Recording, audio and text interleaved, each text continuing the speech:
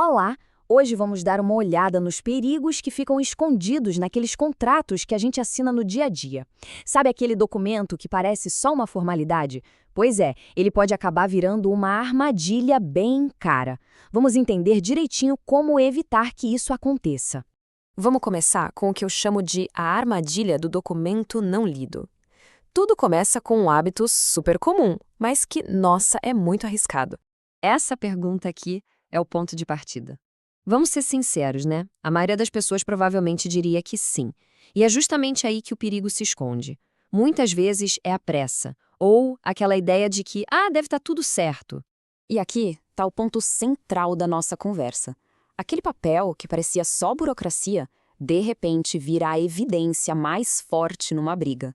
E o pior, nem sempre é a nosso favor. O que acontece geralmente é que as pessoas agem na reação. A ajuda só vem quando o problema já explodiu. A lista do depois que aconteceu é longa. Em todos esses casos, o contrato já está valendo, o que torna a solução, bem mais complicada e cara. Agora, vamos virar a chave. É hora de parar de olhar para o contrato como uma formalidade e começar a enxergar o que ele realmente é, uma ferramenta de proteção, um escudo mesmo. A diferença de percepção é gigantesca, né? De um lado, essa visão comum de que o contrato é só papelada, mas na realidade ele é um mapa. Ele define o caminho, gerencia os riscos e, o mais importante de tudo, protege todo mundo se alguma coisa sair do combinado. Então, um contrato que funciona de verdade responde a essas perguntas básicas. Quem está no negócio? O que vai ser feito exatamente? Quanto vai custar? Quando vai ser entregue e pago? E talvez a pergunta mais importante de todas: e se algo der errado? Um bom contrato já tem essa resposta na manga. Certo. Agora vamos falar de uma prática que é super popular, mas igualmente perigosa. Usar aqueles modelos de contrato que a gente acha de graça na internet. Essa frase aqui resume tudo com perfeição. Não dá, gente. Tentar usar uma solução genérica para uma situação específica é pedir para ter problema. Cada negociação, seja de um serviço, da compra de um imóvel, enfim, tem detalhes únicos que um modelo pronto jamais vai conseguir prever. E as falhas são bem concretas, viu? Um modelo genérico pode, por exemplo, ter sido feito para proteger muito mais o outro lado. Ou pode ter cláusulas que entram em conflito uma com a outra. Ou pior ainda, pode deixar de fora justamente aquela única cláusula que seria a sua maior proteção. E essa é a lógica que a gente precisa ter em mente.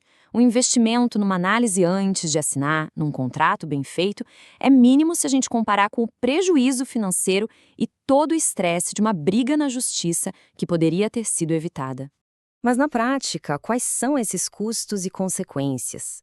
Porque um contrato ruim não é um problema abstrato, não. Ele gera impactos bem reais na vida das pessoas e das empresas. Para um negócio, as consequências são diretas e dolorosas. Pensa só num cliente que começa a pedir mais e mais coisas que não estavam no combinado, o famoso scope creep. Se o escopo não estiver bem amarrado no contrato, a empresa fica numa sinuca de bico, ou trabalha de graça, ou arrisca perder o cliente. E não vamos pensar que isso é problema só de empresa de jeito nenhum. Na vida pessoal, os riscos são enormes. Na compra de um imóvel, por exemplo, um contrato mal feito pode esconder dívidas do antigo dono ou problemas nos documentos, transformando o que era um sonho num verdadeiro pesadelo. Ok, já entendemos o tamanho do problema. Agora, a pergunta de $1 milhão. Como identificar os perigos antes de assinar? A boa notícia é que existem sinais bem claros. É bom ficar de olho nesta lista, viu? A pressa, por exemplo, é um sinal vermelho gigante. Se o outro lado insiste que é padrão ou que nem precisa ler, desconfie. O mesmo vale para cláusulas com multas absurdas ou quando o contrato parece que só beneficia um dos lados. Um bom acordo tem que ser equilibrado. Então, qual é a solução? A resposta está em agir de forma proativa e não reativa. É pensar na frente. E essa aqui é outra mudança de mentalidade fundamental.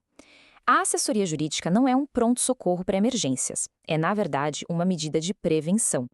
Pensa num check-up que garante a saúde e a segurança de uma negociação do início ao fim. Olha só o valor que uma análise profissional traz para a mesa. Vai muito além de uma simples leitura.